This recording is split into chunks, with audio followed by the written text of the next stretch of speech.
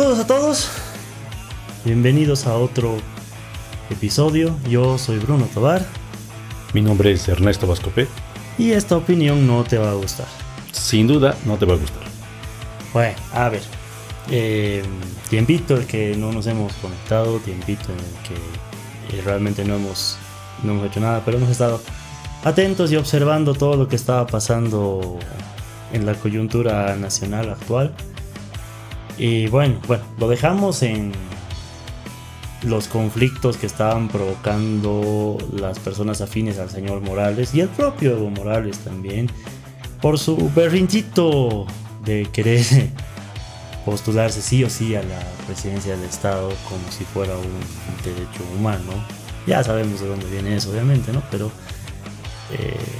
aparentemente, y al menos por ahora, no le salió bien y parece estar en una relativa calma, digámoslo así. ¿Qué otras cosas has notado, querido? Bueno, yo diría que la calma aparente del señor Morales es porque simplemente su último ataque a este país ha fracasado. Todos están al corriente de los dramáticos hechos de Yayagua y bueno, la cantidad de gente que ha muerto por el comportamiento psicopático, no hay otra manera de definirlo, del que fue y probablemente todavía es el amo y señor de la izquierda boliviana. Y es cierto, obviamente no es una noticia grata que rememorar, ¿no? Pero el solo hecho de que otra vez estemos viendo muertos, saqueos y demás me indica lo que hasta ahora sabemos todos, ¿no? El señor Morales realmente no va a escatimar ni en recursos ni en vidas para poder de nuevo postular al cargo al que está postulando, y no parece tampoco tener intenciones positivas, si vale el término. No parece tener ninguna intención buena ni de ayudar al país ni nada, porque vamos, han sido 15 años de gobierno que creo que son más que suficientes para cualquier persona, y aún así sigue queriendo estar ahí. Y realmente yo me pregunto, o sea, y esa pregunta a ver si me la puedes responder, Ernesto. ¿Qué puede impulsar a una persona a querer estar tanto tiempo en el poder? Bueno, Evo Morales ha demostrado claramente que es un ser humano con serias deficiencias intelectuales, morales e incluso biológicas, ¿no? Porque es un ser humano con incluso características físicas de deformidad, de monstruosidad. Es muy interesante esto. Y claro, Evo Morales, ningún ser humano con estas características hubiera superado probablemente la vida en los márgenes de la existencia de cualquier sociedad normal, ¿no? Sin embargo, el azar y sobre todo la decisión de algunos grupos de poder convirtieron a este monstruo en el presidente de Bolivia. Y claro, la criatura escapó del control de sus creadores y ahora este ser humano está convencido de que nadie más puede gobernar este país sino él. Y bueno, o sea, una explicación, como te digo, es no me gusta psicologizar a los políticos, y bueno, sí, encontrar explicaciones de este tipo, pero claramente el comportamiento errático y irracional de este personaje solo puede explicarse porque no entiende la vida de otra manera. Cree ser el elegido, está rodeado de gente que está convencida de su derecho divino a gobernar, ni siquiera humano. Y bueno, como te digo, no va a abandonar esa búsqueda hasta el día de su muerte, que espero sea dentro de poco, por el bien de este país, ¿no? No, realmente, yo también pienso que Morales ya debería ser diagnosticado con alguna especie de trastorno psicopático, si no sociopático también, cualquiera de las dos, o las dos.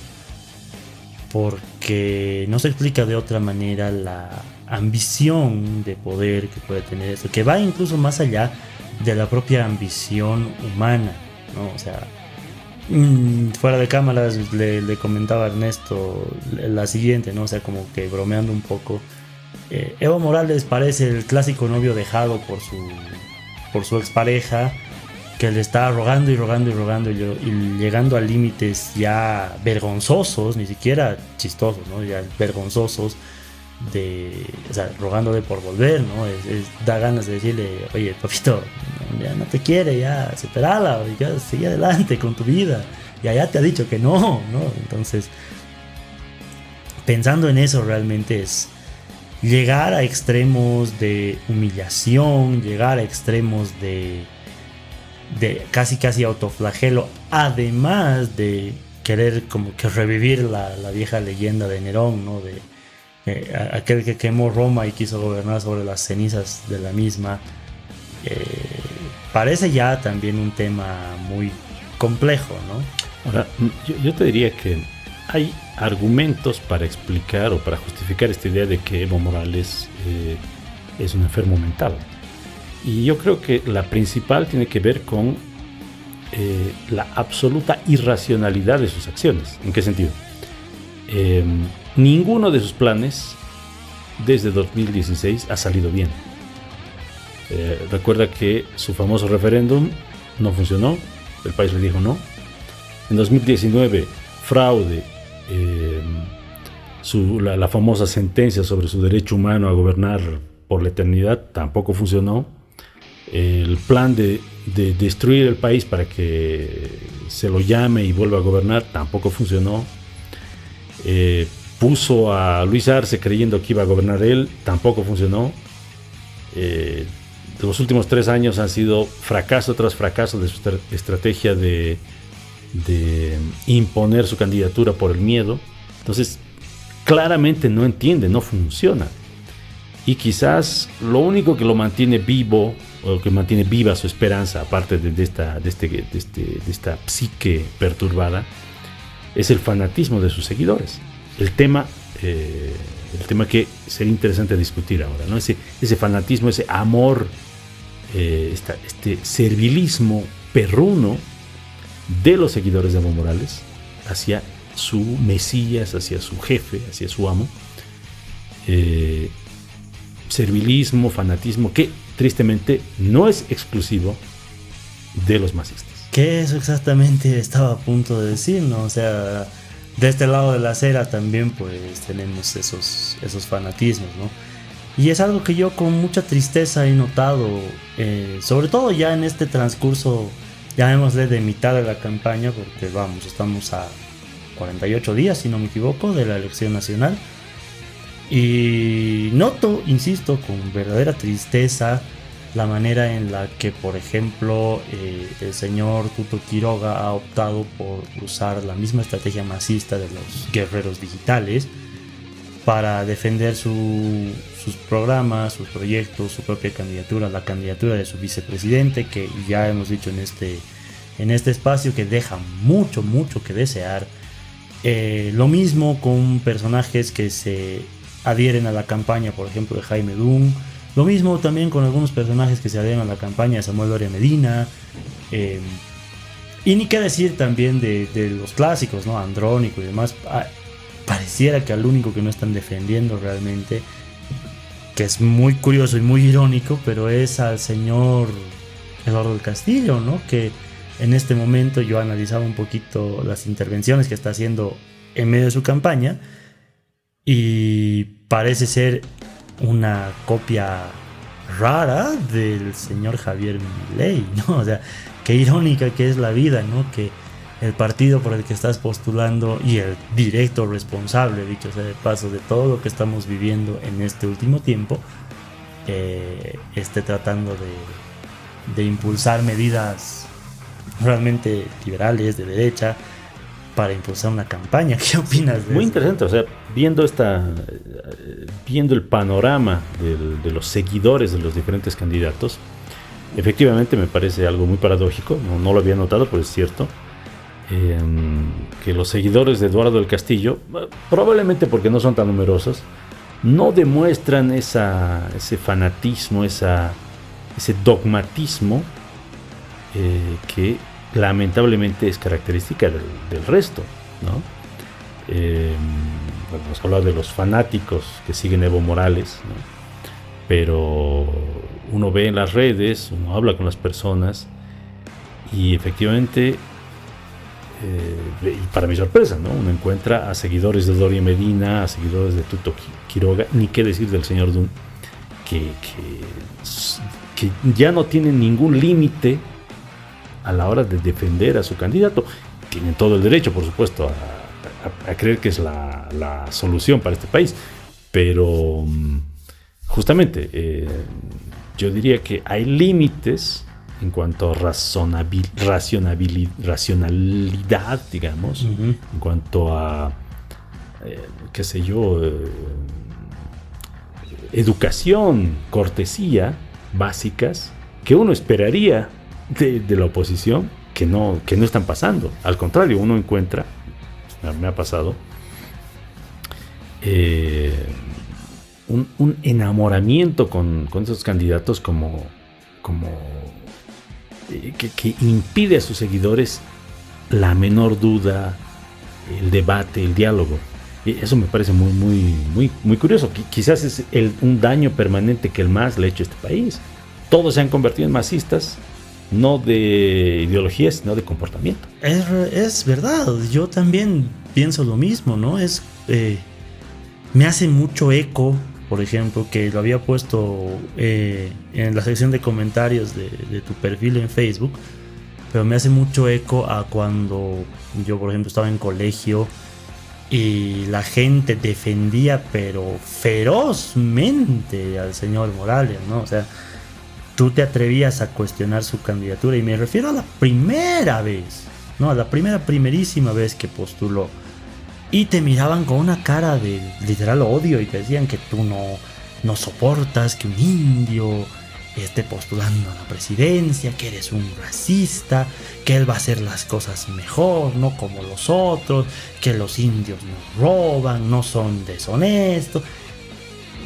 Y hoy en día, con mucho pesar, veo, ¿no? O sea, en un live, por ejemplo, de Doria Medina, que Tuto presidente, que Doria es un ladrón, cosas de ese estilo. Lo mismo en transmisiones, por ejemplo, del señor Doria Medina, en las transmisiones del señor Dunn. Insisto, más guerreros digitales que los propios masistas. Ahora, claro, ahí yo no discuto el derecho de cada persona a apoyar a un candidato, a argumentar en su favor, pero subrayo lo de argumentar. Lo que deberíamos apuntar, a lo que deberíamos apuntar como personas de la oposición hastiadas de este gobierno izquierdista que ha destruido Bolivia en los últimos 15 años, 20 años, es un cambio de comportamiento, ¿no? Algo un poquito más ciudadano, algo un poquito más civilizado, el uso de la razón antes que la consigna, que esta forma de entregarse en cuerpo y alma a un político, ¿no? Y claro, como te digo, me sorprende, me apena mucho y no sé cómo explicarlo todavía. Quizás podríamos discutir de eso y intentar encontrar alguna explicación de cómo es posible que no hayamos aprendido nada. El fanatismo de estos loquitos de hace 15 años, cuando Morales era candidato, se traduce o encuentra su imagen especular en el loquito que me dice que por criticar a Doria Medina o a Tuto soy masista, cosa que es muy graciosa. Pero ¿cómo explicar esto? Creo yo, o sea, el esbozo de teoría que tengo, digamos, de hipótesis, ni siquiera de teoría, es que primero hemos demonizado la actividad política, y muy curiosamente gracias a 20 años de tener un partido hegemónico. Mi esbozo de teoría, de hipótesis, se va por el siguiente camino. Al estar tan acostumbrados a tener un partido único, bueno, comillas, ¿no? Porque en la realidad era partido único y eran estos otros, ¿no? O sea, lo que decíamos en anteriores episodios, ¿no? Las juntuchas de siempre tratando de buscarse un pequeño espacio para poder comer, básicamente. Pero, teniendo tantos años un partido hegemónico, casi único, donde incluso los medios de comunicación le llamaban cariñosamente la aplanadora del MAS, realmente no te ha dejado espacio para un disenso real, no te ha dejado espacio para una crítica, no te ha dejado espacio para un pensamiento disidente, y al mismo tiempo, ante la ausencia de ese pensamiento disidente, ahora ese mismo pensamiento quiere ebullir, quiere efervecer, quiere deshacerse de la presión de la cual ha estado, a la cual, mejor dicho, ha estado sometido todo este tiempo, y lo hace de una manera tan brutal y salvaje como lo hacen los masistas, ¿no? Entonces, esa podría ser una breve explicación.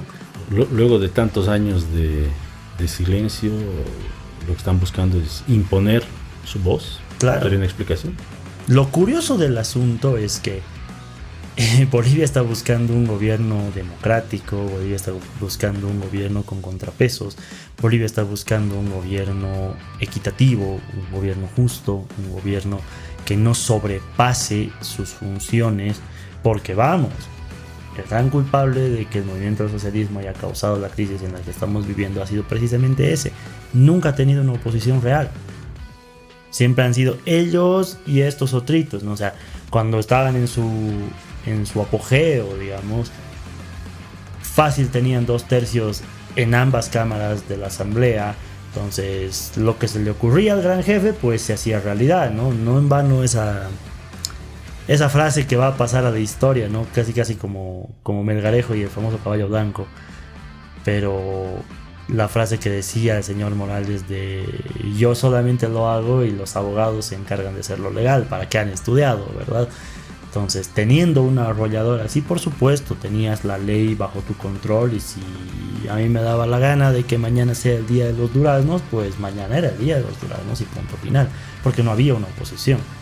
El problema es que mientras nosotros estamos buscando un gobierno democrático, un gobierno abierto, plural, justo, aparentemente la mayor parte de la gente está buscando un masismo a la inversa, quizás. Yo no diría la mayor parte de la gente, quizás hay buena parte del país en este momento piensa en todo excepto en la política, porque está intentando ganar un poco más de dinero, ver qué opciones tiene para que sus ahorros, su vida no desaparezcan en esta hecatombe inflacionaria. Pero, y yo más bien diría que hay una minoría que es la que normalmente en cualquier sociedad se interesa en la política, interviene, participa, alza la voz, que es la que está dirigiendo las campañas, la que está dando el tono, este ruido que escuchamos de las campañas. Y yo ahí al respecto le añadiría una explicación más. No solamente es un deseo de que los escuchen luego de tantos años de estar en el anonimato. Me apena pensarlo, pero creo que muchas personas simplemente no han aprendido a vivir en un mundo donde haya diálogo y disenso. Estas personas son alumnos del masismo, en el sentido del masismo y del izquierdismo, por supuesto, porque es una identidad, ¿no? En Bolivia el MAS es la izquierda es el MAS. Que conste, pero que no va a faltar la persona que también me he cruzado con ellas, que te va a decir ahora más que nunca que el masismo nunca fue izquierda. Es una broma, por supuesto, es absurdo, ¿no? La izquierda boliviana ha producido el MAS y es lo mejor que van a producir nunca, espero que nunca más vuelvan al poder y que esas personas desaparezcan, aunque muchos están ocultos ahí en las listas de cierto candidato, pero bueno, es otro asunto. O sea, lo que te decía es que nunca aprendieron el disenso y su forma de hacer política es esa, es el ruido, es la ausencia de diálogo, es la defensa fanática de un caudillo. Es súper triste, a mí me parece muy triste, o sea, no han aprendido. Y bueno, están entrando a la vida política y probablemente tengan espacios en la próxima legislatura, en el próximo gobierno, y van a ser personas que van a repetir la misma actitud masista, ¿no? Que a mí, como te digo, o sea, lo estamos repitiendo un montón en este episodio y con justa razón, creo yo, pero realmente da pena que los políticos, todos, no solamente las caras visibles, ¿no? O sea, no solamente los candidatos a presidente, sino los políticos, los que se encargan de mover estas cosas tras bambalinas, no hayan realmente aprendido a hacer política desde el diálogo, desde la concertación, desde el acuerdo, ¿no? O sea, se han acostumbrado realmente a hacer política desde la imposición. Y esto es un mal que afecta a todos los partidos. Por lo que veo, por lo menos en este momento, los afecta a todos, ¿no? O sea, realmente una de las peores herencias que nos va a dejar el masismo, que me animaría a decir, salvo alguna situación muy escabrosa, digamos, pasara, me animaría a decir que ya es un hecho, o sea, podríamos considerar desde ya un hecho que el movimiento del socialismo, al menos al poder central, al nivel central del Estado, no va a volver en los siguientes 5 años. Creo que ya es un hecho, muchas encuestas lo muestran. Realmente los niveles de votación tanto del Castillo como de Andrónico, como de Eva Copa, como del propio Johnny Fernández, por ejemplo, no superan techos de 15%, que yo creo que hasta la elección final se aumentará, pues en alguno de los casos un 5% más, digamos, llegando al 20%, pero no llegan al tradicional 30%, por ejemplo, que tenía el señor Evo Morales, que se lo legó también al señor Arce Catacora, y mucho menos llegarían a un 50-60% como en algún punto llegaron. Entonces, ahí soy más pesimista que tú, Bruno, y quedará registrado que yo creo, no probable, pero muy posible, que la izquierda boliviana vuelva a ganar. Hay una posibilidad. No despreciable, de que este más dividido, Andrónico, del Castillo, Eva Copa, Johnny Fernández, que no sé qué es, pero bueno, se afirma ahora ser parte del Proyecto Popular, no me sorprendería que ganen o que entren al Ejecutivo. Y te digo, me apena mucho, pero no habría que descartarlo. No hay que descartarlo. Bueno, sí, es posible. Pero lo dejaremos como apuesta abierta. Bueno, lo vamos a dejar como una apuesta abierta.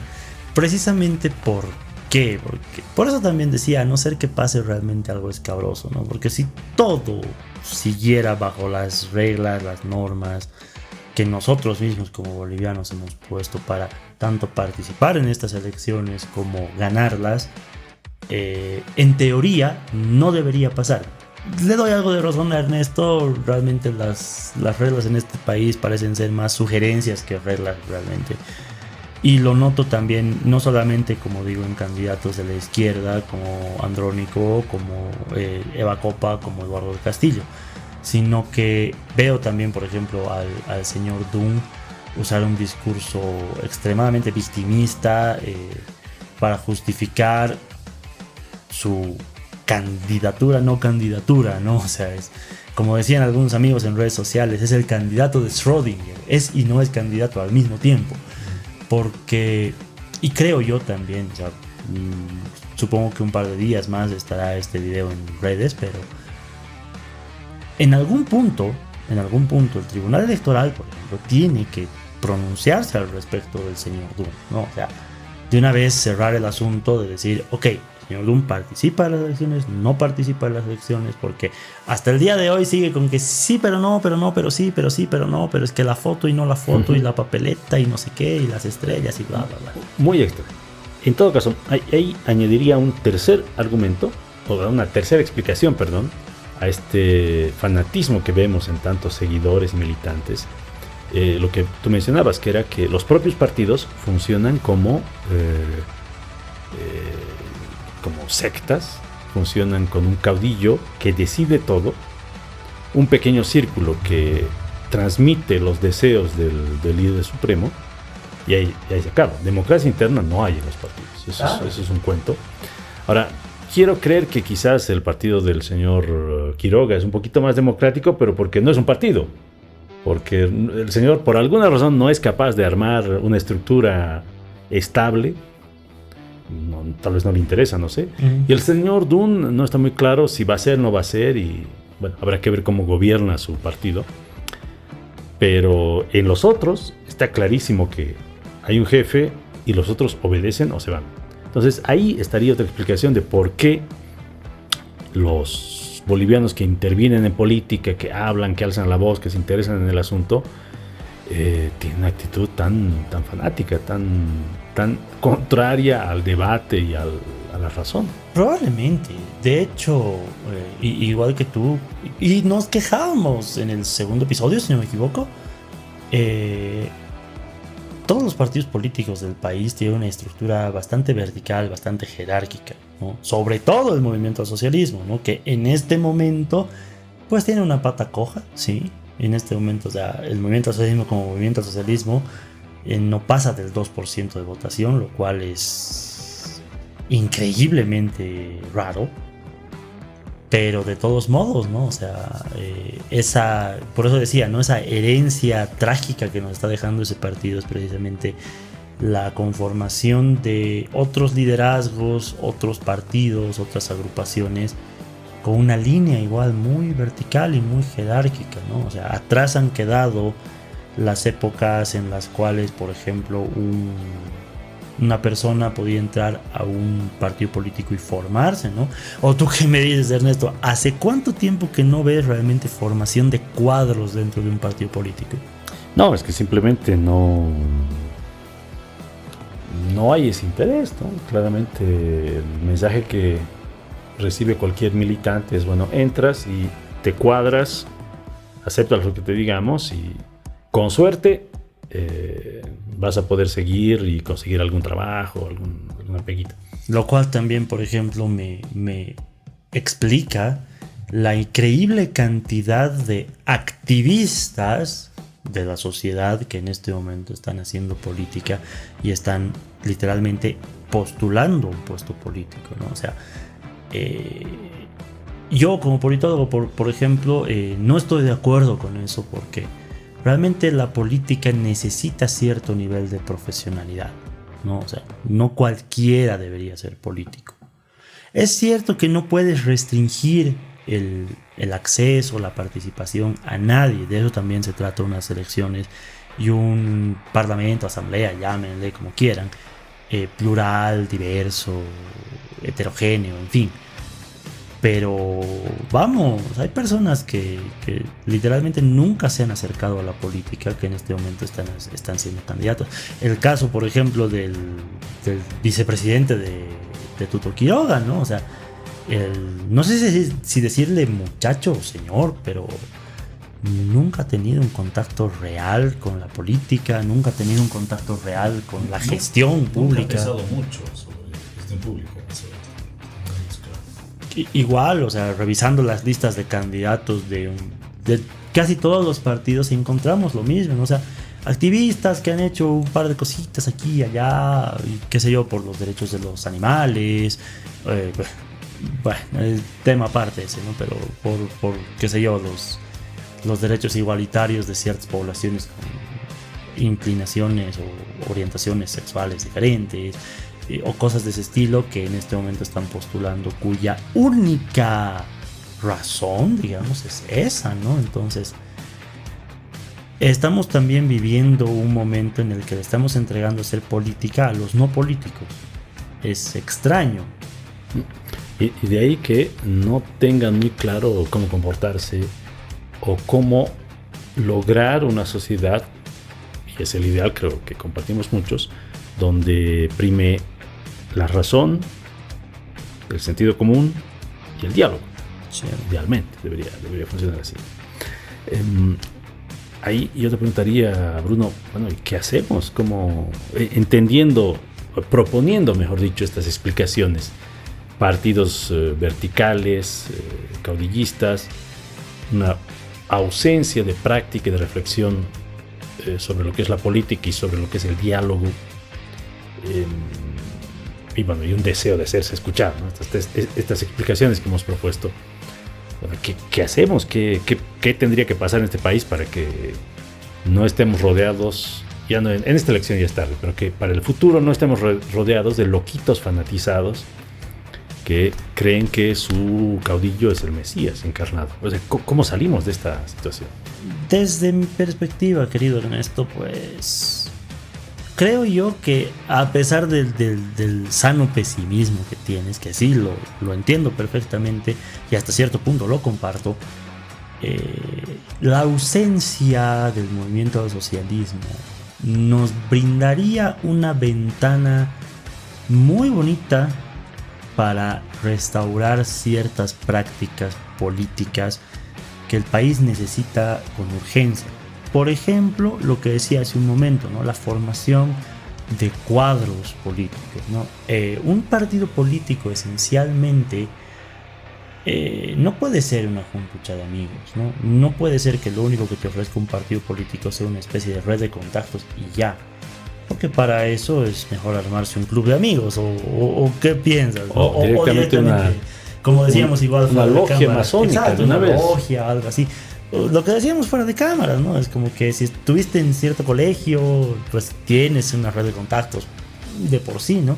Pero de eso no debería tratarse un partido político. Debería tratarse más bien de ofrecer cierto tipo de formación, obviamente extraacadémica, pero formación a sus miembros, reforzarlos un poquito de ideología para saber de qué están hablando, que hablen propiamente, ¿no? O sea, que no crean, por ejemplo, que ser socialista es ser sociable, o que el capitalismo como tal es una ideología política, ¿no? O sea, primero eso, dale. Claro, entonces lo que tú propones es, bueno, ya, armemos partidos políticos que tengan este deseo de formar gente, de educar personas, que tengan esta misión pedagógica, de alguna manera, ¿no? Y que sean ese espacio de discusión, ¿no es cierto? Yo le añadiría otra cosa. Adelante. Que creo que el MAS tiene, o tenía, pero que en la oposición es una asignatura pendiente. Un partido, en mi opinión, un partido político, tendría que ser un espacio donde se limen, se reduzcan las diferencias de clase, ¿no? Tendría que ser un espacio donde las personas puedan compartir sus experiencias, sus ideas, conversar con personas que tengan una existencia completamente diferente, ¿no? Una crítica que siempre le he hecho a los partidos de oposición en los últimos años ha sido que en el fondo eran claramente muy limitados. Bueno, usaría la palabra elitista si tuviéramos élites, ¿no? Pero digamos que todos los de tu partido sean del mismo colegio privado, no cuenta como elitismo, no cuenta como probablemente falta de imaginación o miedo a interactuar con el diferente, ¿no? Yo he criticado mucho a un par de partidos de la alcaldía paceña que en el fondo tenían buenas intenciones, pero que tenía muy claro que se reservaban el derecho de admisión, ¿no? Ah. Y eso en cualquier sociedad es desagradable, es dispararse en el pie, y en Bolivia todavía más, porque no creo que puedas crear un partido nacional en este país, o un partido con pretensiones de gobernar, si todavía mantienes ese espíritu tan cerrado, ¿no? Ese miedo además a conversar con alguien que puede pensar diferente, que tiene otra vida. Exacto. Que eso me parece complementaría tu idea de un espacio de discusión, de aprendizaje. Añadiría la idea de un espacio donde esas diferencias sociales no sean importantes, ¿no? Sí. Y genuinamente con gente que no esté mirando el color de la otra persona, el origen, el trabajo, o la billetera o de qué colegio ha salido. Sería genial. No, por encontrar un partido así sería. Entonces, hasta el momento, digamos, serían dos sugerencias que nosotros no tan humildemente le damos a todos los partidos. Primero, retomar, como decíamos, la formación de cuadros para crear una verdadera militancia, ¿no? O sea, Hoy en día no hay militantes políticos, ni siquiera en el MAS. De hecho, el solo hecho de que en este momento el movimiento al socialismo tenga a duras penas 2% de votación en varias encuestas, me implica que en realidad la militancia del MAS nunca fue militancia.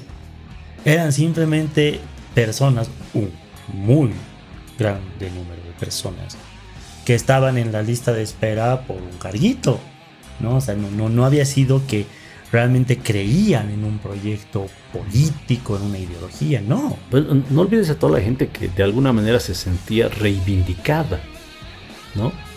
Que ganaba alguna forma de revancha,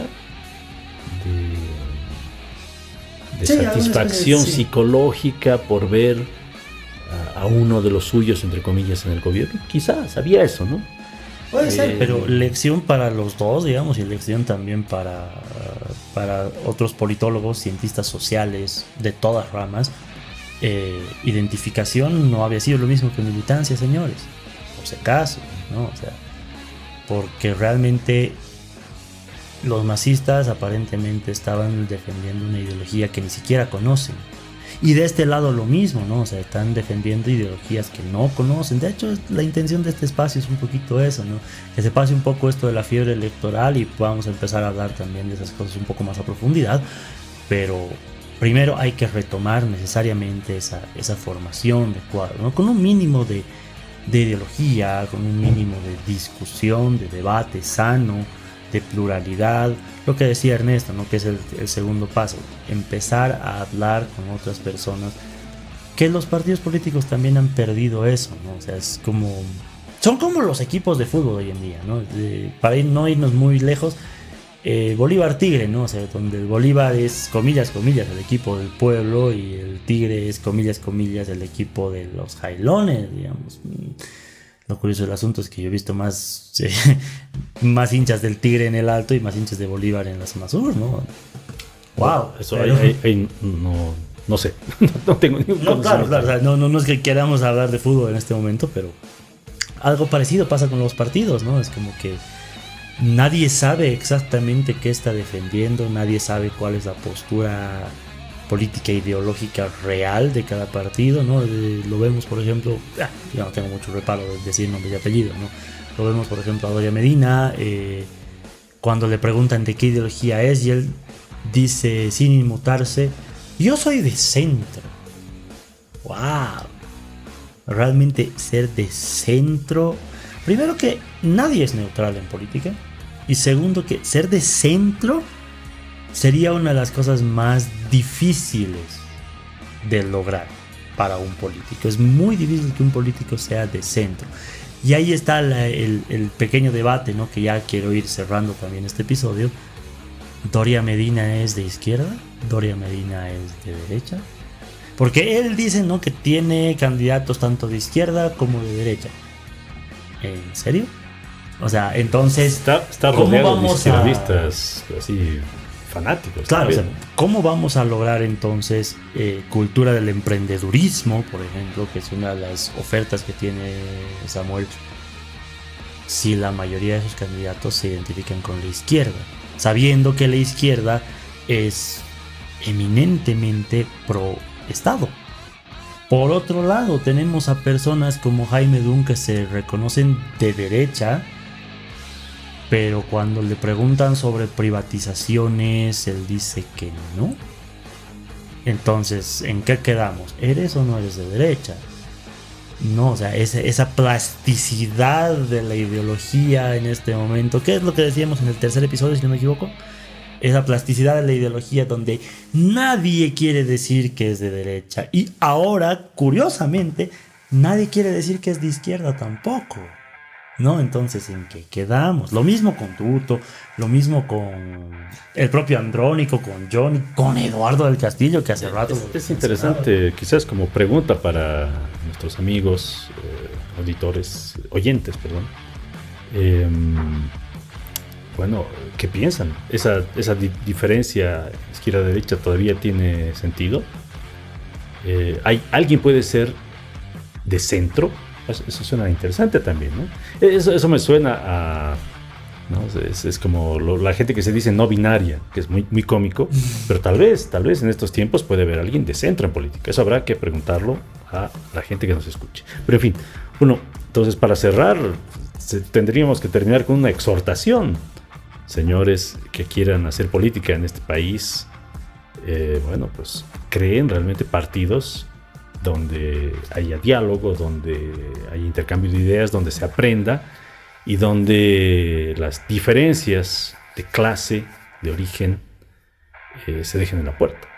Primero eso, y segundo, los partidos en la historia que han tenido más éxito, yo creo, han hecho precisamente eso, ¿no? Por supuesto, ¿no? Habría que ver. Por supuesto, primero eso, y segundo, y más importante, por favor, dejemos los fanatismos, sobre todo cuando no sabemos qué estamos defendiendo. Dejemos los fanatismos, ¿ya? Ningún candidato es Dios, ningún candidato es el Mesías, ningún candidato tiene la fórmula perfecta. En realidad, lo que tenemos que hacer nosotros como ciudadanos es tratar de apoyar al que mejor propuesta tenga. E insisto, ¿no? O sea, empezaremos también a defender las cosas de verdad, ¿no? O sea, nos informaremos. Así como la gente de izquierda, por ejemplo, suele criticarnos a los de derecha cuando criticamos al socialismo, ¿no? Que tú nunca has leído a Marx, probablemente ellos tampoco, pero empecemos también un poquito a informarnos, a hacer un poco de cultura, ¿no? O sea, a investigar qué es izquierda, qué es derecha, cuáles son sus principales postulados, quiénes son las personas que lo defienden, cuáles son sus defectos también, porque aquí, por ejemplo, Ernesto y yo estamos muy conscientes, por ejemplo, de que a pesar que nosotros nos inclinamos más para la derecha, tiene también sus fallas, ¿no? Tiene también sus errores. Bueno, sobre todo hay que discutir, ¿no? Hay que conversarlo, hay que dialogar, de eso se trata una democracia, si queremos que esto funcione. Que curiosamente hablando, y eso lo enseñan incluso en primer año de ciencia política, eso es hacer política realmente. O sea, poner a prueba estas ideas, discutirlas, debatirlas, siempre, tanto desde los libros como desde la propia percepción. Entonces, empecemos a hacer eso, empecemos a ponerle nombre y apellido a las cosas primero y luego también ya empezar a... Pero bueno, en fin, yo no estoy seguro de que estas exhortaciones funcionen y más bien estoy seguro de que esta opinión no les va a gustar para nada. Definitivamente no les va a gustar, a nadie le gusta que le digan, ¿sabes qué? Tu pequeño pedacito de tierra donde eres rey chiquito lo tienes que abandonar, ¿no? Entonces, estamos plenamente seguros que esto no les va a gustar. Nos vemos pues entonces en una semana, yo creo, con otro episodio, a ver cómo van cambiando las cosas. Siempre es interesante. No, siempre. Como habrán notado, nunca nos quedamos sin algo de qué hablar. Entonces, de mi parte, un saludo fraterno a todos los que nos ven, gracias por la espera. Y nos encontramos pues muy pronto, como siempre. Muchas gracias por vernos y hasta pronto. Hasta pronto.